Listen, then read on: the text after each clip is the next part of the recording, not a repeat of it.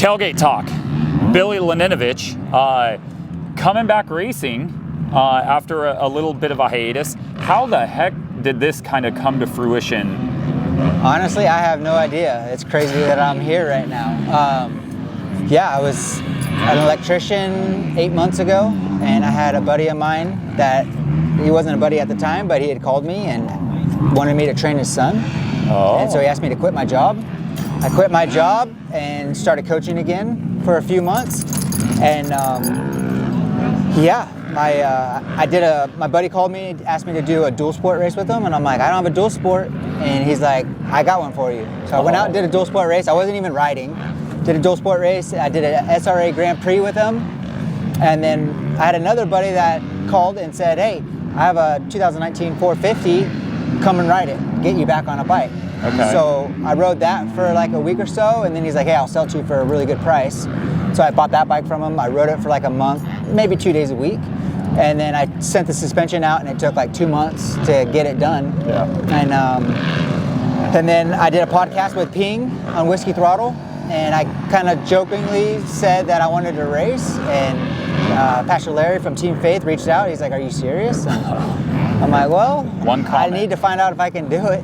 Yeah. And so, yeah, Bobby J's Yamaha sent me a YZ450 just to get me back on the bike. And here I am 2 weeks before A1 almost. Yeah. Okay, so officially you're coming back racing. Oh, yes. Yeah. Yep. So, okay, how long were you off the bike for then? Like, how long did you not ride? Well, from 2016 to 2000, just until recent, this year, maybe 15 times. Really?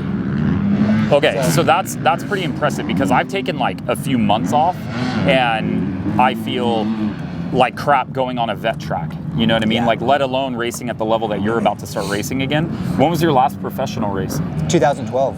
Okay, so, oh my gosh. 12 years ago. Okay, all right, so you're a little sick in the head, Yes. which I like. A lot agree. of motocross riders are, Yeah. you know.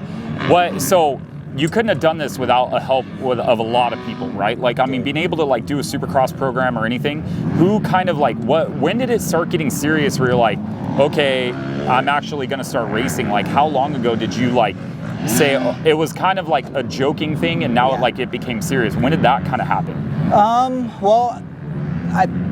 So a few people that I had talked to, John Turner from MMR, I had reached out to him because I know he had a lot of contacts, and then my buddy Damien from Toyota of Escondido, he's got a lot of contacts. Yeah. So I had reached out to those guys to hopefully get the word out there and maybe get like a fill-in ride or something. Okay, all right, yeah. But September 4th was really my first day of getting on a mountain bike and gym and training. Yeah, and Bobby J's had sent me the Yamaha like maybe a week after that or something. Yeah.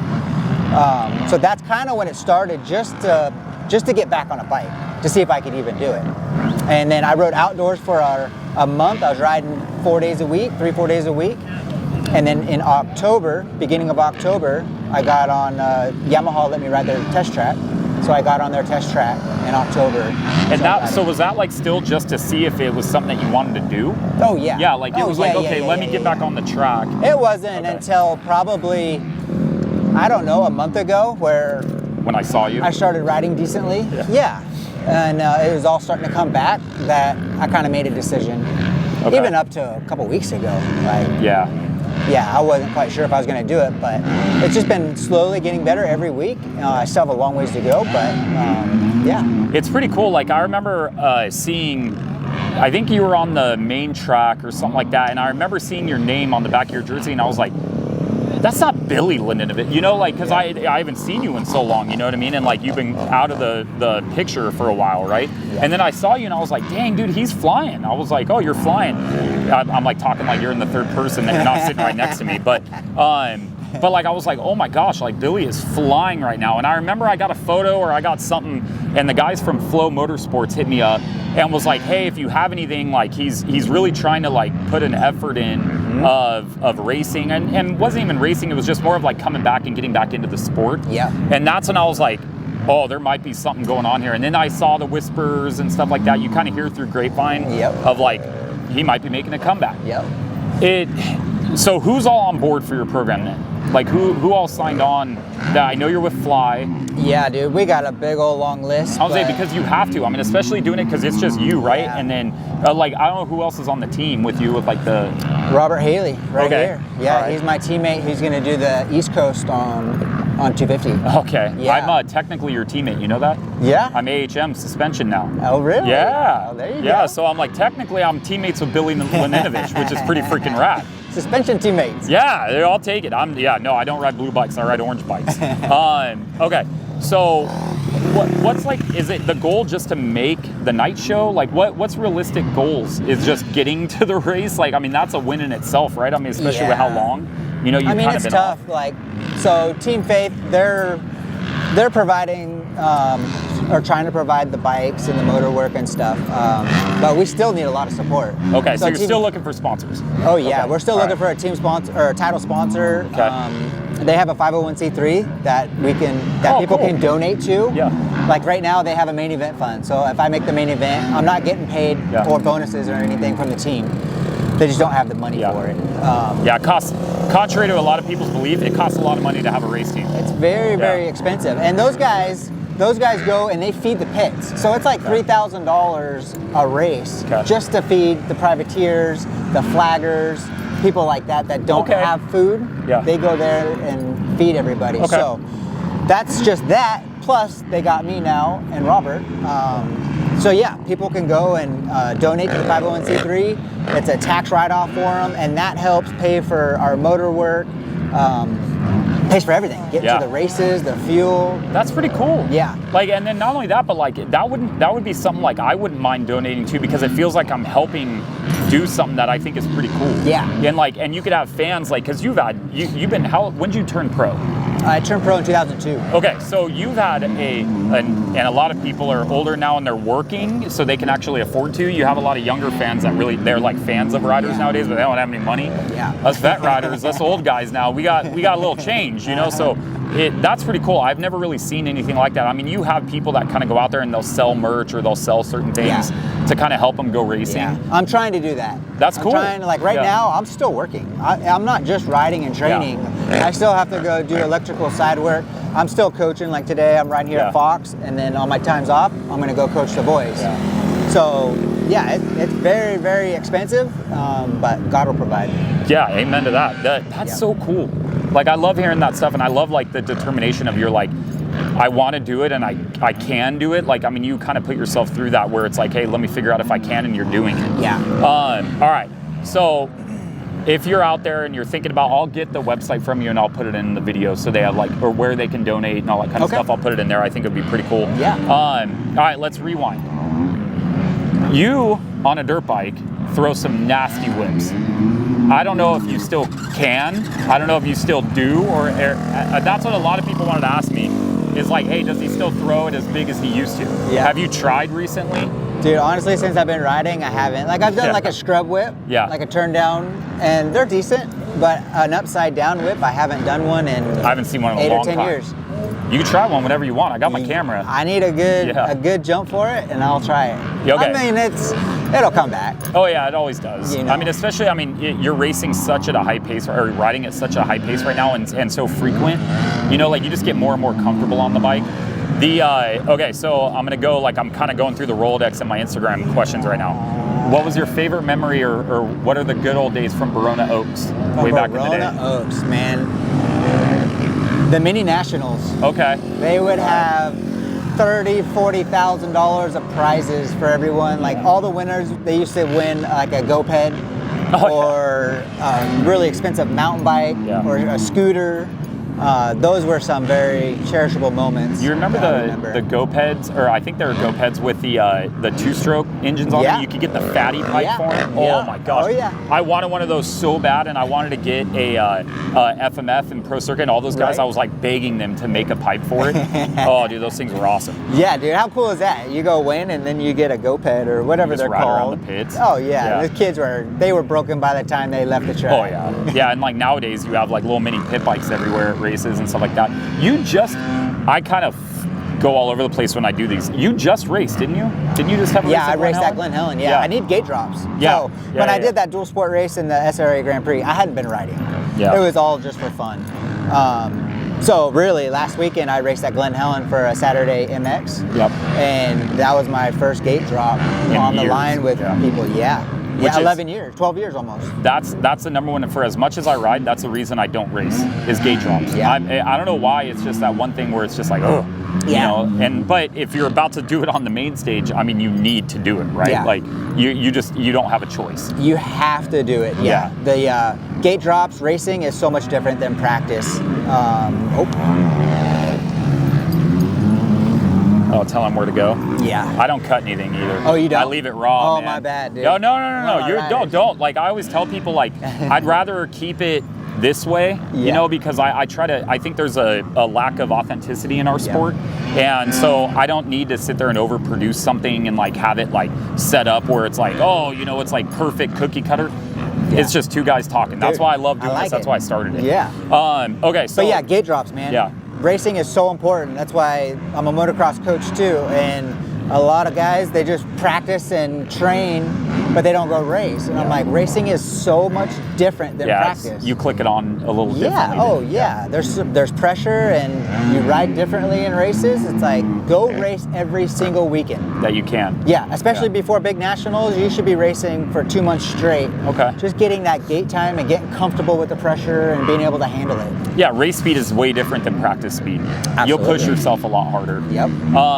So the other kind of I think maybe the most common question is, how's your body holding up with all this riding? Yeah. What tricks are you doing? What are you trying to do to maintain your body? Like stuff like that. Yeah.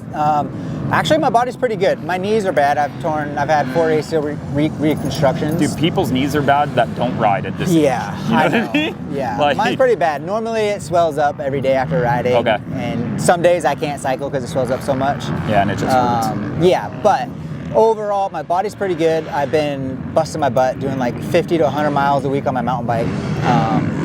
And so my fitness is coming. It's getting there. So riding, I'm not too sore after days like this. Good. Yeah. So my body's good. And then just nutrition and trying to eat healthy and taking your supplements for recovery and all that stuff. Stretching, yoga. Stretching, Do you do gym. ice baths? No, I need to. I don't want to do them. I know, me too. I hate cold water. Yeah. And I'm dreading to get into one. Anytime I see anybody post one on their stories, all I do is I write back, nope. Yeah. I'm like, I have no desire to do ice baths. Literally, I love the beach, but I won't get in the water because it's so cold. Because it's too cold. And that's like 30 degrees colder than the beach. Yeah, I have no desire for it. I've looked at it. I know the health benefits, all that stuff. I don't care. Like it's like, nah, I'm not there yet. One day, maybe if I need to do it down the road, I will. But I don't need to do it. I'm just riding out on the weekends. Like it's not a big deal. But for you, maybe. Yes, I heard it for recovery. It's insane. Yeah. And especially after races on Saturday, just something with the nerves and stuff. You just feel you're so much more sore on Sunday. So that's something I should probably be getting into on a Sunday morning after a race. Do you? All right. So the next one was sauna. I love saunas. Man. I feel so good when I get out. Sauna or steam room? Do you care? No, it doesn't matter. Okay. Yeah. I do. I try doing either of them, but most of the time you don't have steam rooms. They're always just saunas. Yeah. You're easier to find. Yeah. Just two guys talking about saunas. That's all. Yeah. Naked in the saunas. Yeah. You go to some gyms. It's weird. Very weird. Okay. So, do you have a favorite bike that you've ever ridden in your entire life? Favorite bike? Yeah.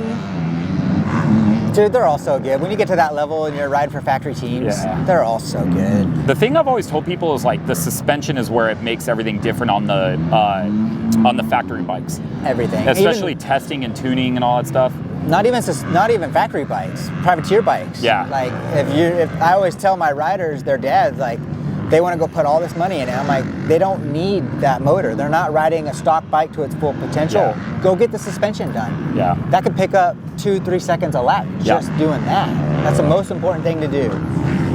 So, but talking about bikes, the biggest thing about me coming back and taking all that time off, people always ask, is it the tracks, whatnot, what's different? The bikes are so good. Oh yeah, they're money right now. They are so good. Like my Yamaha 450 is probably good as any of my factory bikes back in the day.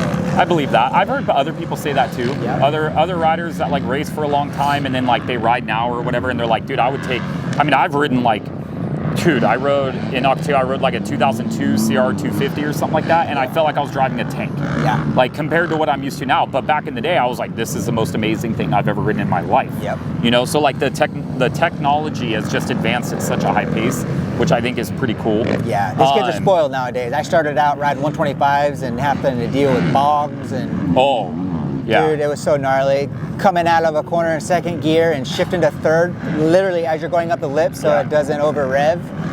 Yeah, these kids are spoiled. Oh, dude, So yeah. spoiled. Well, you are too. You're riding a new bike. Oh, You're yeah. spoiled No, I now. know. Yeah. But how they I didn't have get it- to start out on something like this. My kid rides a 2022 KTM 50, and I'm looking at the bike, and I'm like, I want to ride this bike. If it had the suspension that would hold me, it would be like a little mini pit bike. Yeah. And I'm looking at it, I'm like, dude, you have no idea how lucky you are to be racing this thing. Yeah. You know what I mean? Like, it's just unreal that you're able to do that, and what they're able to do now. Oh, yeah. All right, so you're coaching still, you're working still, you're racing, I mean, all that stuff. Like, there's a lot that's going to be coming up here pretty quick. Yeah. I'm really excited to see it. I don't know exactly, Me too. like, I think you'll know right when you get there, right? Like, all those nerves will kind of come back. Yep. You know, like, do you remember that pretty vividly of, like, walking yeah. into the Supercross stadiums? I visualize it now. Like, I visualize walking down that tunnel for track walk. I visualize going down there for the heat race, just the lights and the people, and just trying to recreate that feeling, that pressure. Because a lot of times, I mean, you see guys all the time, they go super fast out in practice, but they get to a race and they fall apart. That's because of the pressure. Yeah. And so I'm trying to prepare myself mentally as much as possible so that I can ride my best at A1 or any race. But I mean, you did it at such a high level and for so long that like it's actually a good thing that you're kind of coming back, because you're getting both sides. You're getting the fresh, like, okay, you're kind of rejuvenized and like all that stuff, and you're like, all right, I'm eager, ready to go. But then it's like you're not there being like, what the heck am I going to expect? Yeah. You know what I mean? Like, what is this going to be like? And then you see all the lights, you see all the race banners. Like, I've actually been out here and ridden where they have like the race banners up, and you get a different feeling. Mm-hmm. You know what I mean? Like, it just looks so different than what you're used to. It's totally different. It's like a lot of guys go, like my amateur guys, they want to go to Loretta's and they're like, I don't think we're ready. I'm like, no, go get the experience so that when he is a top kid, he'll go there and he'll know what to expect. Yeah. Well, think about it. I mean, there's a lot of guys like that didn't do great at the amateur level. Dungy, right? Yeah. Like, I mean, he's one of the biggest champions I can remember that didn't really have a good amateur career, and then, I mean, he was one of the most consistent riders ever. All time. You know? Yep. It's pretty darn cool. All right. You got to get out. You have coaching and some other stuff going on, but I'm so freaking pumped for you, dude. Thank you. Like, I'm excited. It's cool to see. Like, I know a lot of people have been talking about it, and like, and it's one of those things where I think you can make those mains and you'll make the night shows. I've like seen you ride and all that stuff. I think the ability's there, the speed's there. I'm excited to see you put it together. Thanks, man. I don't know what to expect. I feel like I can go out there and make the mains, and I would love to be able to go battle with these kids. If I could break into the top 10, can I?